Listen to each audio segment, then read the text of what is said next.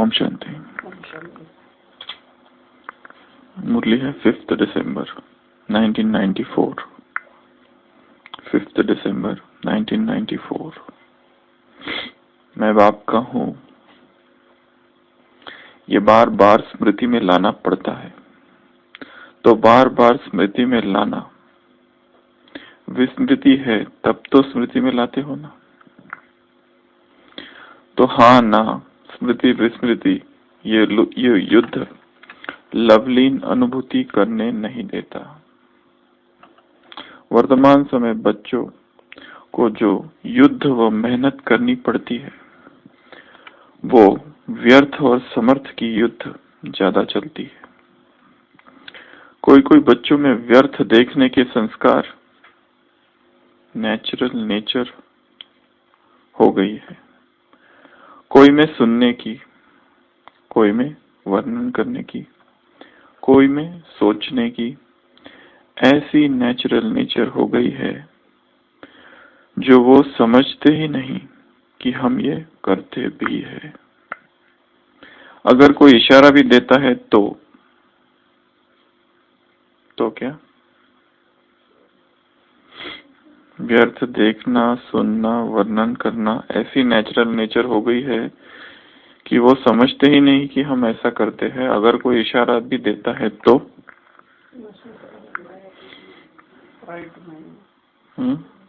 मानते नहीं, क्रोध आता है। अगर कोई इशारा दे तो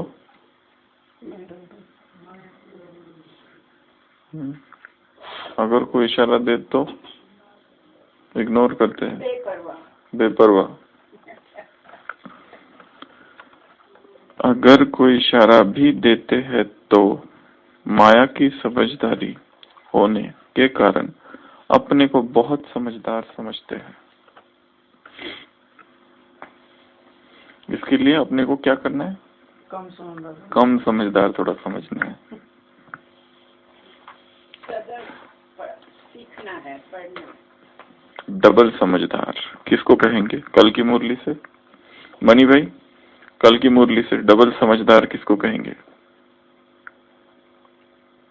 कल की अव्यक्त वाणी निखिलेश भाई, डबल समझदार। पीछे माता जी, डबल समझदार कल की मुरली से, कल की मुरली से डबल समझदार जो रॉन्ग को भी राइट समझता है। कल की अव्यक्त वाणी से कमलेश भाई, कल 4 डबल थे, उसमें से एक तीसरा डबल कौन सा है? प्रभाकर भाई।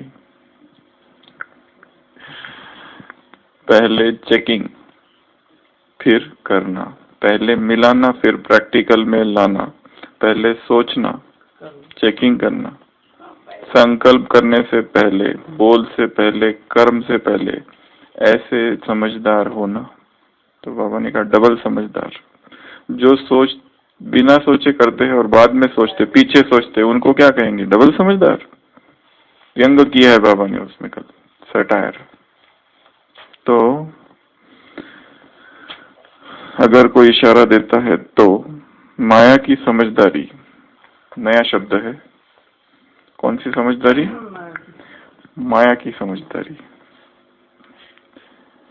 अपने को बहुत समझदार समझते हैं, या तो माया के समझदार बन जाते हैं, वालबेले हो जाते हैं। 2 चीजें होती है अगर कोई इशारा देता है तो। एक तो समझते हैं हम बहुत समझदार हैं, दूसरा समझते हैं ये तो चलता ही है, ये तो होता ही है। माया की समझदारी से रॉन्ग में भी अपने को राइट समझते हैं। रॉन्ग कर रहे हैं परंतु राइट समझते हैं। होती माया की समझदारी है, लेकिन समझेंगे। मेरे जैसा ज्ञानी, मेरे जैसा योगी, मेरे जैसा सेवाधारी कोई है ही नहीं। क्यों समझते हैं ऐसा?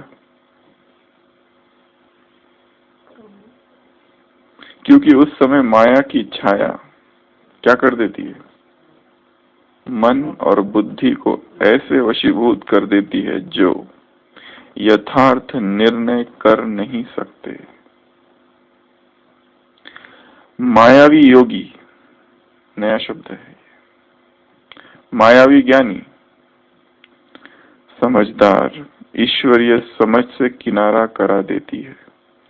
माया की समझदारी भी कम नहीं है। माया से योग लगाने वाले भी कैसे योगी है वो, मायावी योगी, अटल अचल अचल अटल योगी है, निरंतर योग लगा हुआ है। किससे, माया से। इसलिए फर्क नहीं समझते। उस समय के बोल का नशा भी सभी जानते हो ना, कितना बढ़िया होता है। इसलिए बाप दादा सदा बच्चों को कहते हैं कि प्राप्तियों की अनुभूति के सागर में समाये रहो। इस मुरली में बाबा परमात्मा प्रेम से शुरू कर रहे हैं, जिसमें कह रहे हैं कि एक है प्राप्ति और दूसरा है अनुभूति। प्राप्ति तो सबको हो चुकी है, परंतु उसकी अनुभूति में खो जाना, परमात्मा प्रेम में खो जाना, ऐसी आत्माओं की झलक और फलक ऐसी होगी कि माया आंख उठाकर भी देख नहीं सकती। फिर उसके बाद ये पैराग्राफ है कि अगर प्यार में खोए हुए है तो फिर युद्ध नहीं होगी। सागर में समाना अर्थात सागर समान कैसा बन जाना, बूंद का अस्तित्व समाप्त हुआ है, अब बूंद बूंद नहीं है, क्या बन चुकी है, सागर। सागर में समाना अर्थात सागर समान बेहद के प्राप्ति स्वरूप बन कर्म में आना। तो क्या सुना, जो पहले बाबा ने बात की, दो बातें, अनुभूति और प्राप्ति, और दूसरा अनुभूति। अनुभूति में खो जाना, प्यार में समा जाना, लवलीन हो जाना। कल भी कहा था ना, अगर समर्थ स्थिति, सर्वगुणों से संपन्न समर्थ स्थिति कौन सी है, एक बाप दूसरा ना कोई, इसमें दिन रात भी समाये रहो तो संकल्प आता है ऐसे समा जाने का। अतीन्द्रिय सुख की अनुभूति, समर्थ स्थिति। तो मैं बाप का हूँ, ये बार बार स्मृति में लाना पड़ता है। अगर खोए रहे तो ये लाना नहीं पड़ेगा। तो बार बार स्मृति में लाना, विस्मृति है तब तो स्मृति में लाते हो ना, बार बार लाना पड़ रहा है क्योंकि पीछे विस्मृति खड़ी हुई है। तो हाँ ना स्मृति मृस्मृति ये युद्ध लवलीन अनुभूति करने नहीं देता। वर्तमान समय बच्चों को जो युद्ध व मेहनत करनी पड़ती है वह व्यर्थ व समर्थ की युद्ध ज्यादा चलती है। कोई कोई बच्चों में व्यर्थ देखने के संस्कार नेचुरल हो गए हैं, व्यर्थ सुनने के, वर्णन करने के, कोई में सोचने के संस्कार कैसे हो गए हैं, नेचुरल। कल की मुरली में बाबा ने क्या कहा था, निजी संस्कार बना दो। किसको निजी संस्कार बना दो, कमलेश भाई, किसको निजी संस्कार बना दो, निरंतर याद को नहीं, किसको निजी संस्कार बना दो। इस चीज को बाबा ने कहा निजी संस्कार बना दो। वही जो बात पहले की, एक बाप नहीं, सोचने से पहले चेकिंग, कोई भी स्वीकार करने से पहले चेकिंग, पहले चेकिंग फिर स्वीकार। राजाओं का उदाहरण, रजवाड़े राजा, पहले चेकिंग और फिर स्वीकार। तो चेकिंग करना फिर स्वीकार करना, पहले देखना, परखना और फिर स्वीकार करना। ऐसा जो परखने वाला है माया, वो नमस्कार नहीं करेगा, करवाएगा माया से। ऐसी नेचुरल नेचर हो गई है। कौन सी नेचुरल नेचर यहाँ बात चल रही है, व्यर्थ देखना, सुनना, बोलना एक ही रह सकता है। व्यर्थ संकल्प या बाप दोनों साथ साथ नहीं हो सकते। कल कहा ना, प्रेम गली अति सरकरी, जामे दो न समाये। दो नहीं हो सकते उसमें। तो ऐसी नेचुरल जो समझते ही नहीं कि हमको ये करते भी है, गलत हो रहा है, परंतु एक होता है रियलाइजेशन होते रहना कि ये गलत है, इसको रोकना है। ऐसी जो आत्माएं हैं वो एक दिन ठीक हो जाएगी। पर जिसको ये रियलाइजेशन ही नहीं है कि ये गलत भी है, अगर कोई इशारा भी देते हैं तो माया की समझदारी होने के कारण अपने को बहुत समझदार समझते हैं, या तो माया के समझदार बन जाते हैं या अलबेलापन आ जाता है। ये तो होता ही है, ये तो चलता ही है। माया की समझदारी से रॉन्ग में भी अपने को राइट समझते हैं। होती माया की समझदारी है, लेकिन समझेंगे मेरे जैसा ज्ञानी, मेरे जैसा योगी और मेरे जैसा सेवाधारी कोई है नहीं। क्योंकि उस समय माया की छाया क्या करती है? लॉक लगा देती है, मन और बुद्धि को ऐसे वशीभूत कर देती है जो यथार्थ निर्णय नहीं कर सकते। निर्णय की पावर ही कम हो जाती है। विकारों के वशीभूत, अलबेलेपन के वशीभूत, माया की छाया के प्रभाव में। ऊंची पहाड़ी पर रहने वाले हो तो क्या इस संसार का वायुमंडल, पुरानी दुनिया का वातावरण का प्रभाव नहीं पड़ सकता? ऊंची पहाड़ी पर रहने वाले हो, नीचे क्यों आते हो? नीचे आने की आवश्यकता क्या है? कौन नीचे लाता है? कल की मुरली पर्सनल मुलाकात, नीचे कौन लाता है? चार बातें, व्यक्ति, बातें, चीज, वस्तु, ये सब वायुमंडल नीचे लाता है, पर नीचे आना नहीं। मायावी योगी व मायावी ज्ञानी समझदार ईश्वरीय समझ से किनारा कर देती है। माया की समझदारी भी कम नहीं है। माया से योग लगाने वाले भी पावरफुल योगी है। इधर के योगी कम पड़ सकते हैं, परंतु वो नहीं। संपूर्ण निश्चय बुद्धि योगी है, अटल योगी है, अचल योगी है, हिलने वाले नहीं है, अड़िग रहते हैं माया के योग में। इसलिए फर्क नहीं समझते। उस समय के बोल का नशा भी सभी जानते हो ना, कितना बढ़िया होता है।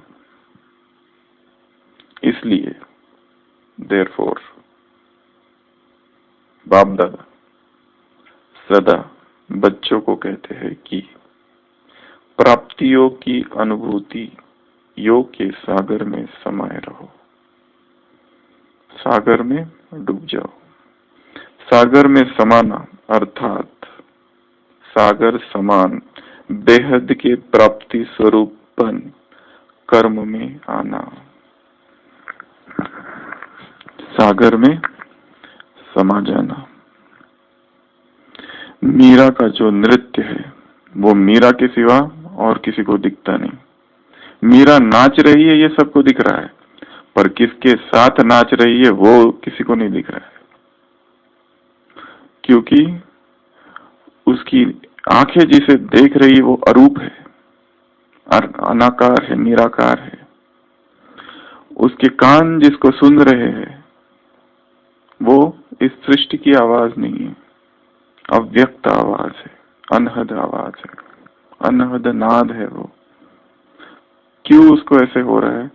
उसके लिए सब कुछ ही कृष्ण में समाया हुआ है। ये संसार ही कृष्णमयी है।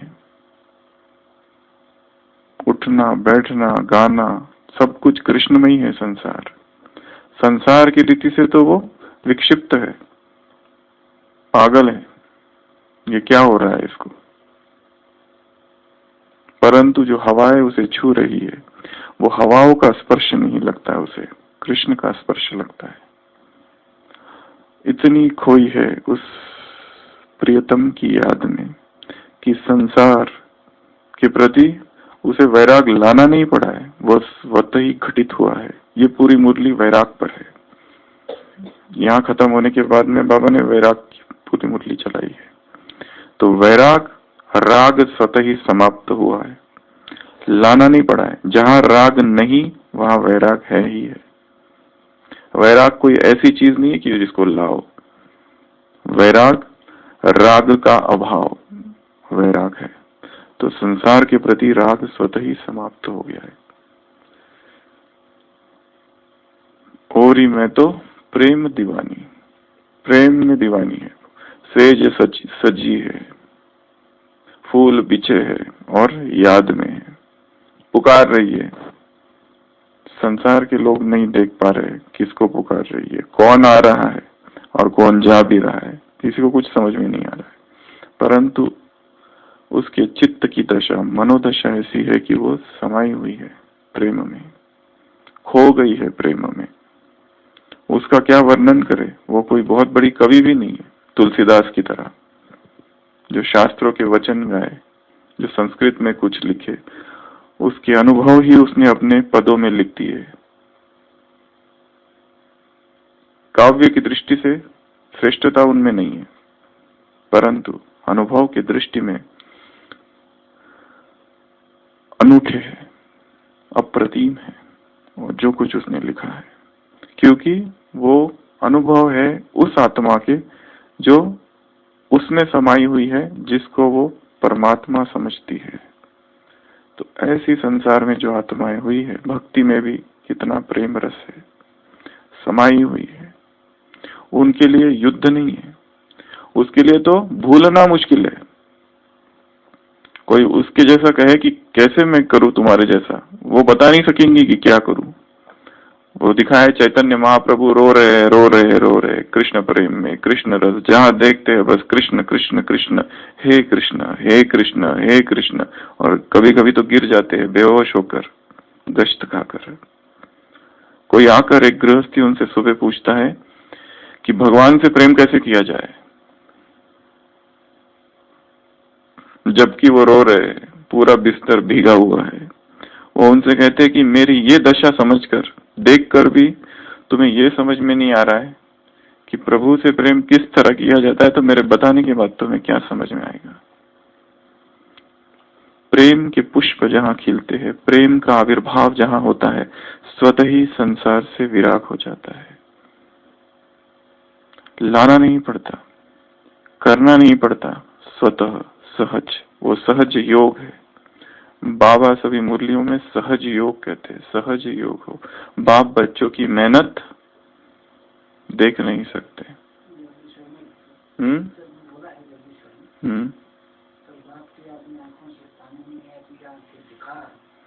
ये आंखें धिक्कार है इन आंखों पर। ये आंखें ऐसी पाषाण भी ना हो जाए, ये आंखें भीग जाए। यहाँ तो बाबा यहाँ तक कह रहे संगम युग की महिमा गाओ तो आंखें गीली हो जाए, नैन गीले हो जाए, अश्रुधारा बह जाए इन आंखों से, सजल हो जाए ये आंखें। तो जहाँ प्रेम के पुष्प खिलते हैं, वो प्रेम को खिलने दो अपने अंदर। हृदय में परमात्मा प्रेम के फूल खिल जाए, वो महक, वो गंध, वो सुगंध उठने लगे, तो स्वतः ही माया की दुर्गंध, वो सड़ांध जन्म जन्म से आत्मा को जो घिरे हुए है, आत्मा को जिसने आच्छादित कर दिया है, वो हट जाएगी, गिर जाएगी, छट जाएगी। परमात्मा प्रेम के फूल खिल जाए। जब बुद्ध को परम ज्ञान प्राप्त हुआ तो कहते हैं फूल खिल गए, मौसम नहीं था, बेमौसम फूल खिल गए, ऋतु नहीं थी उनके आने और जाने का, परंतु सारा जो जहां जहां वो जा रहा था, वातावरण बदलने लगा, वहां का मौसम की तासीर सब कुछ बदलने लगा। अब वो फूल खिले या न खिले, शायद न भी खिले हो, शायद दुनिया के लोगों को नहीं दिखे हो, परंतु उसे जरूर दिखे होंगे, क्योंकि हृदय में ज्ञान का प्रकाश आ गया था। तो तब भी फूल खिलने लगे। कहते हैं जब मोहम्मद को ज्ञान प्राप्त हुआ तो जिस रेगिस्तान में तपती हुई धूप में वो चलता था, उस दोपहरी में ऊपर से बादल उसके ऊपर चलते थे, उसको छाया देते थे।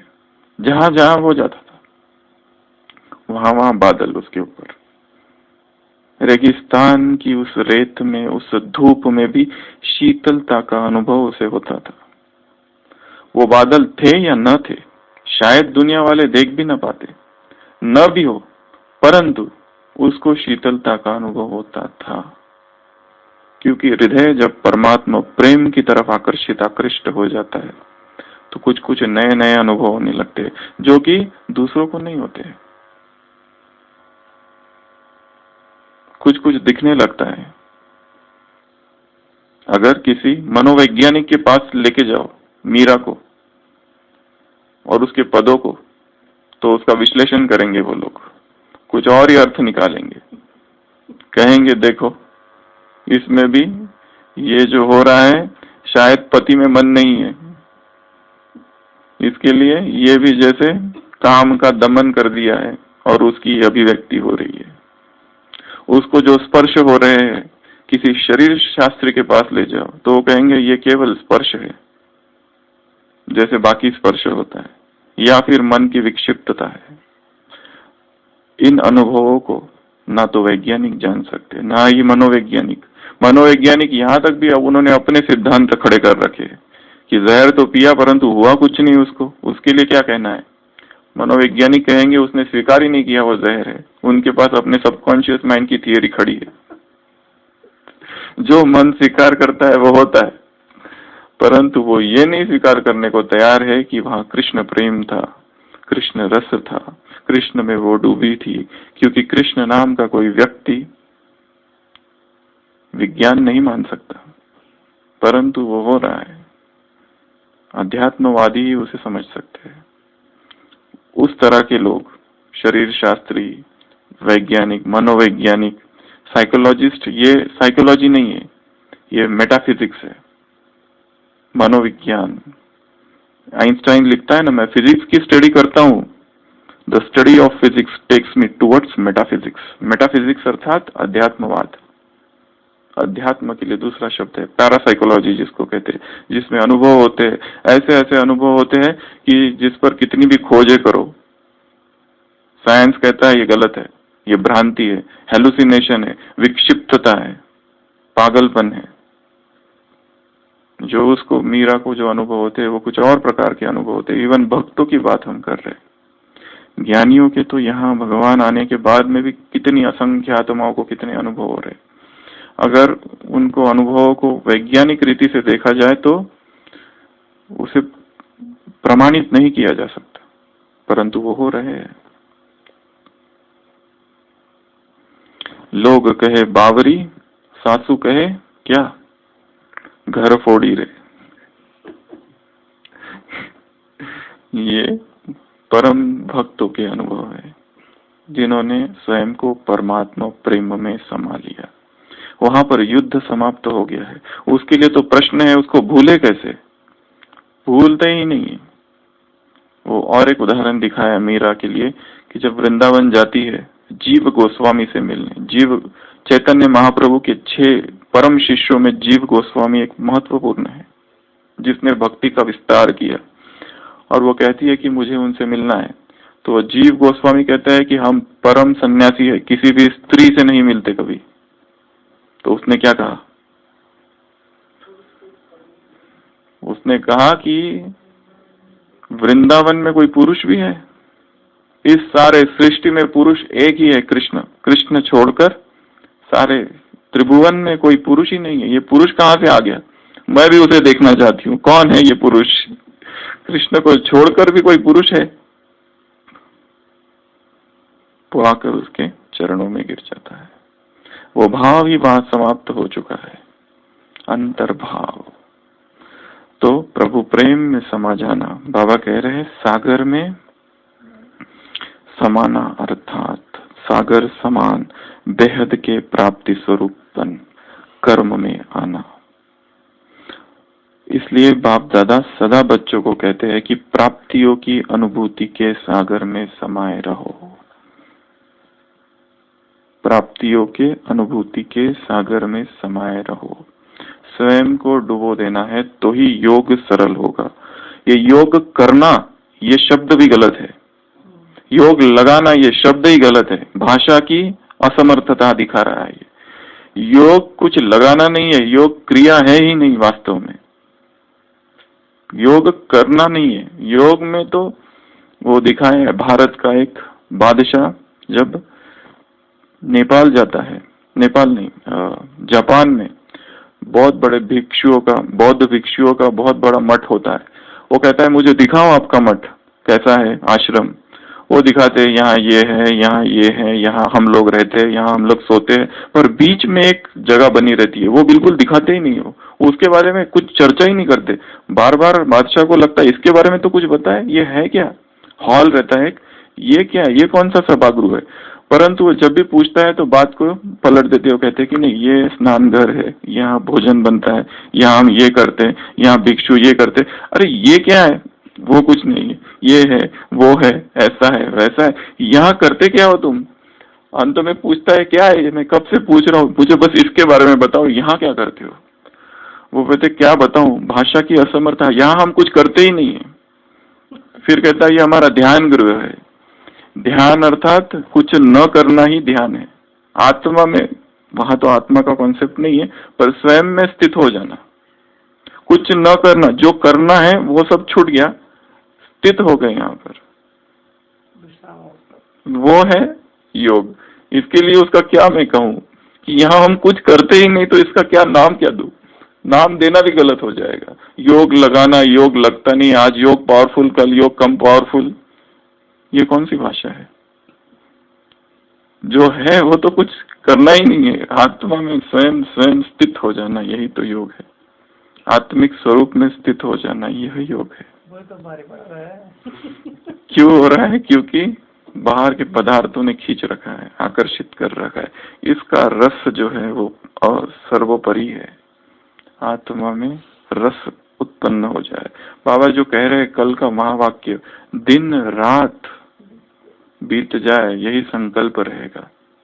इस अवस्था में वो और मैं बस। क्या ये अतिशयोक्ति है? क्या ये झूठ कह रहा है भगवान? क्या ऐसा हो सकता है कि दिन और रात बीत जाए? हमें तो 1 घंटा बैठना मुश्किल है, 8 घंटा, फिर 4 घंटा, 4 घंटा भी कोई कर दे तो अहंकार से भर जाता है कि हमारा योग इतना है। यहाँ दिन रात भी उस अवस्था में चले जाए।